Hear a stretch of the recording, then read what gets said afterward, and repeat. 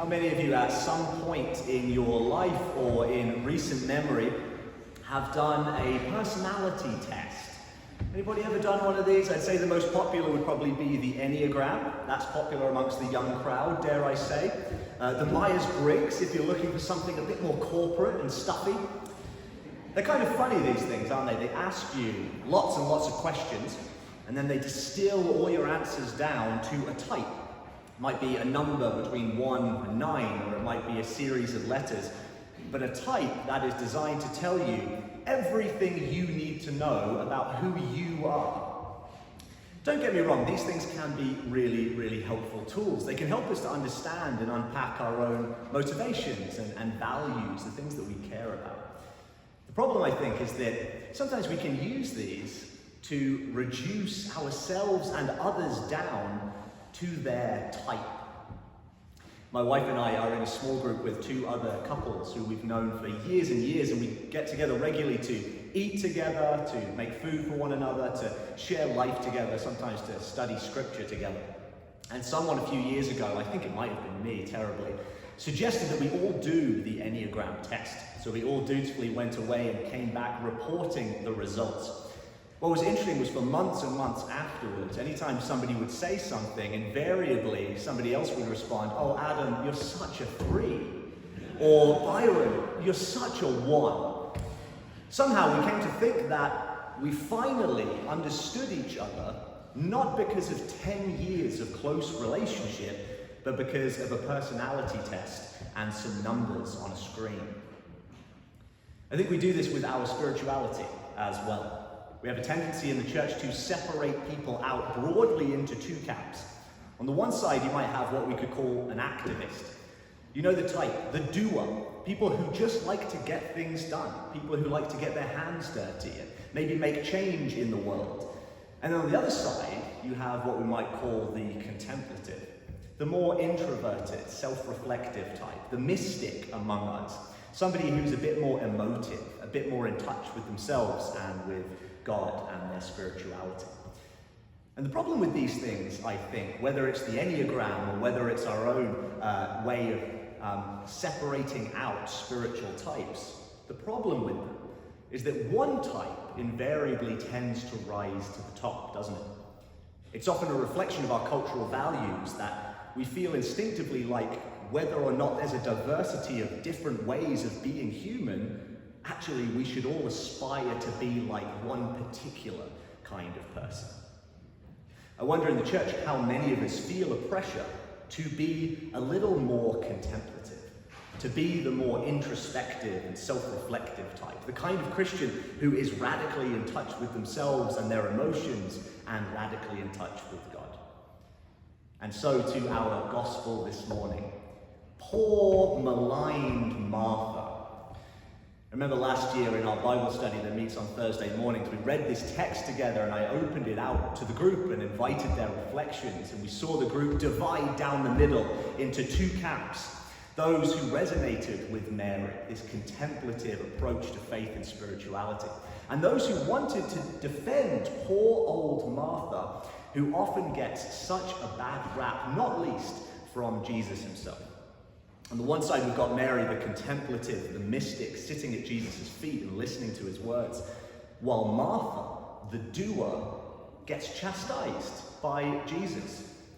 I mean, as somebody pointed out in our Bible study, somebody had to prepare the dinner and set the table.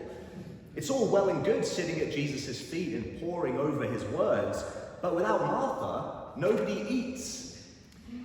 I confess that I have read this story so many times, dare I say even preached on it one too many times, that I too can sometimes find myself giving Martha a bit of a hard time. But when I read it again and pay closer attention to what's going on in this story, something stands out that perhaps challenges the kinds of cultural values that I read into the story without even realizing it. First is that it's easy to miss that Martha isn't just a busybody. Actually, she is trying to create something beautiful for Jesus. I actually think that what Martha's doing here, we could call an act of worship, as best as she knows how, as is truest to her character and her identity. She wants to provide something beautiful and meaningful as an act of worship to Christ. And that helps me notice that at no point does Jesus chastise Martha for what she's doing. He doesn't even chastise Martha for her busyness. I think he recognizes that there's a heart of devotion and service behind her busyness. But rather, what does Jesus say? Martha, Martha, you are worried and distracted by many things. I wonder if Jesus is inviting Martha to consider how her distractedness, her busyness, is born of a deeper anxiety. Some of you will know that I spent a few years as an evangelical pastor before I made my way into the Anglican Church. And in some of these evangelical traditions, it's customary for a sermon to last 35 plus minutes. Don't worry, I know some of you are looking and thinking, don't get any ideas just because Brandon's not here. Okay, I promise, I'll keep it to the customary 10 in the Anglican Church. That was fairly early on in my ministry, and I found myself in these years poring over every word of my sermons, making sure that every point was nuanced, that every story was perfectly told and executed. And my poor dear wife Emily, by the time Saturday rolls around, would find me so exhausted that I had no energy left for actual leisure, because I've been spending so much time in my sermon. And on one level, I think, genuinely like Martha, perhaps I just wanted to create something beautiful for God and for my congregation. Perhaps I wanted to provide something meaningful and worthwhile. But in time I realized that behind this was a deeper anxiety, perhaps even a need to perform. And I can see some of you are looking at me and thinking, Adam, it wouldn't be the worst thing if you spent a little bit more time preparing your sermons now that you're at Christ Church, but I found a happy balance. In the early 20th century, the German sociologist Max Weber wrote a classic work of sociology called The Protestant Ethic and the Spirit of Capitalism. If you've run into the idea of what we'd call the Protestant work ethic, does that ring a bell with anybody? That comes right out of Weber's work in 1900. And what Weber noticed was that something radically shifted in the Reformation. That actually in European culture, out of this new emergent Protestantism, there was a completely different relationship to the way that people thought about work. It became marked by productivity and stress, marked by a relentless need to keep pace and to produce more and more. And Weber went back to the Reformation and the 16th and 17th centuries and noticed that this culture of busyness and productivity comes out of the deeper spiritual anxiety that emerges in the Reformation. That anxiety produced a culture marked by a restless striving to produce more and more and more. And now we look around at our own time and our own culture, 5 centuries removed from the Reformation. One philosopher calls it our burnout culture, a culture in which people are coded to produce and work and improve. Even in the way we think about our own lives, our spirituality, speak about it in terms of self-improvement and self-development. And I wonder if behind this culture of production is actually a deep anxiety.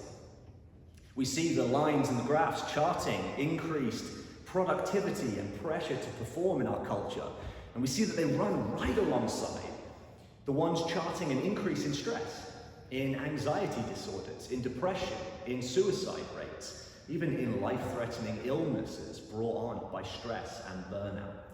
Our Protestant work ethic, it seems, is literally killing us. So Jesus visits some friends, Mary and Martha.